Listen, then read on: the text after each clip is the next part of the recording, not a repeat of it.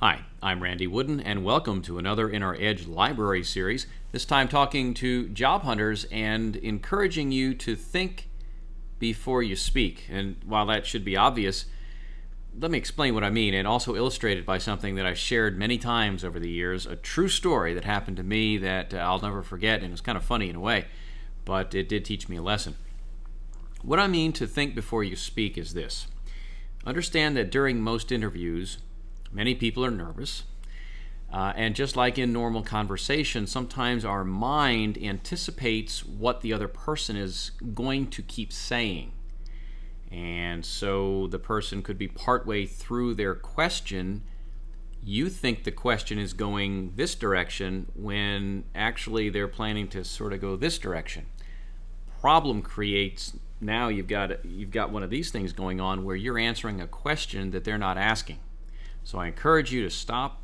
If you're not clear, not sure, first of all, listen to the entire question.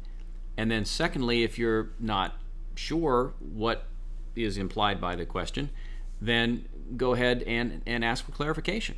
It is not a bad thing to do. Now, you don't want to keep doing that all. You don't want to say, well, what do you mean? I mean, you can't do this all the time, but do stop, do pause a little bit, ask for clarification, and then go about your answer. Take that deep breath. And don't feel rushed to suddenly hit the play button and spit out some answer. So give it some thought. I encourage people that we've mentioned in other workshops and other library series to use a cushion to help, in effect, stall for time to think about it. A cushion in that case could be, that's an interesting question. I don't remember getting that question before, or it's been a long time since anybody asked me about that. Let me address that. At least it gives you a chance to think. Now for the illustration. True story, I was to be a recent college graduate. I was a senior, I believe, and probably in the springtime of my senior year in college, and I was interviewing actually for a job at a television station as a weatherman. Now, I'm not a meteorologist, I can't even spell that. I knew the states on a map, and that was about it.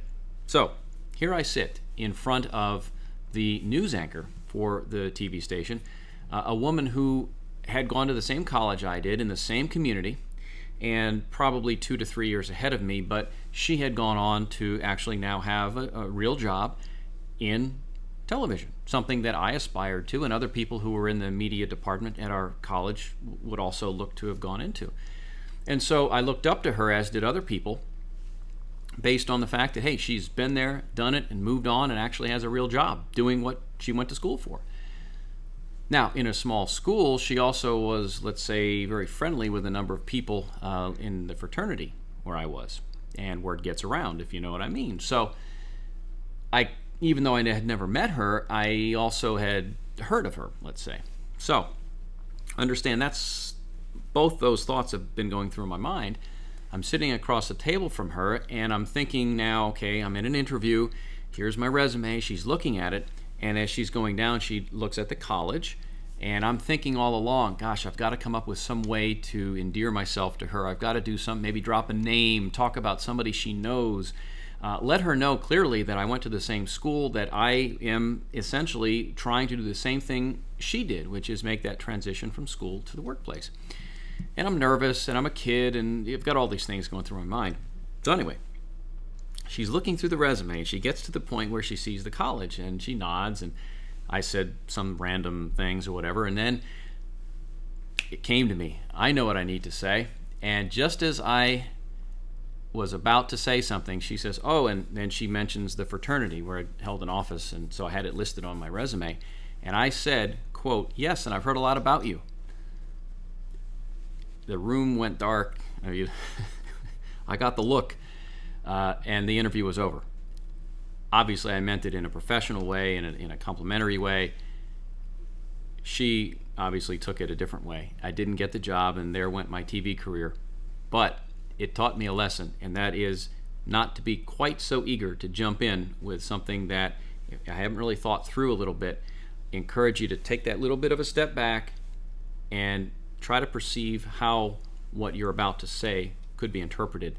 Again, it doesn't always work, but it tends to have helped me out in later interviews. So do think it through a little bit. Ask for clarification if you need it, and do the best you can. Have a good time with things, but don't do what I did.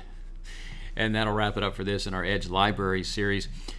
Talking to job hunters about making sure that really watching what you say and understanding that what you say may not be interpreted perhaps the way that you meant it. And pause and stop and ask for clarification if need be. I'm Randy Wooden. Thanks for watching.